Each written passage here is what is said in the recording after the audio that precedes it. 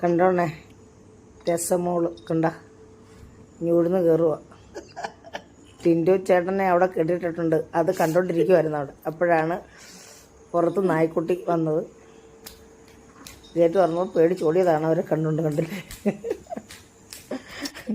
വീണ്ടും ഇറങ്ങാനായിട്ട് പമ്മി വരുക.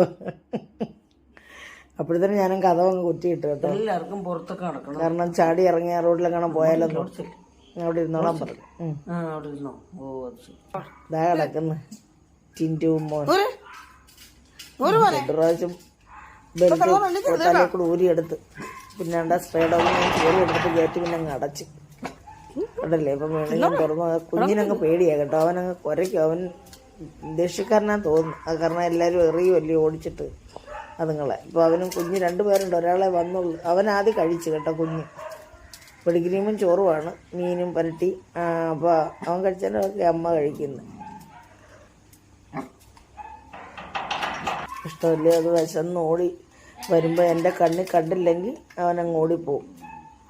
ഞാൻ കണ്ടാൽ കൊടുക്കും. എന്ന് വെച്ചാൽ ഞാൻ എപ്പോഴും പുറത്തിരിക്കുമല്ലോ. അവനെങ്ങനെ നോക്കിയിരിക്കണം നമ്മൾ.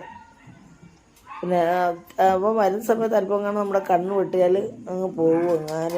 ആരെങ്കിലും ഓടിക്കും. ഒരു റോഡേ പോകുന്നില്ല. ആരുടെയും കുറ്റമല്ല. ആർക്കും താല്പര്യമില്ലല്ലോ നിങ്ങൾക്ക് ഭക്ഷണം കൊടുക്കാനായിട്ട്. പിന്നെ എൻ്റെ കണ്ണ് കണ്ടാൽ ഞാൻ അവിടെ ഇറങ്ങി നിൽപ്പോൾ ഞാൻ അവിടെ നിൽപ്പുണ്ട്. കാരണം ഒരു കഴിച്ച് കഴിഞ്ഞ് പോയി കഴിഞ്ഞിട്ടാണ് ഞാനിങ്ങോട്ട് മാറത്തുള്ളൂ. ഇഷ്ടം ഭാവങ്ങൾ എന്ത് ചെയ്യാനാ.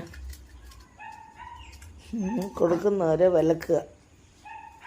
എന്താ നിങ്ങൾക്ക് ആര് കൊടുക്കും? ഒരു നേരത്തെ ഒരു നുള്ളു ഭക്ഷണം ആര് കൊടുക്കും?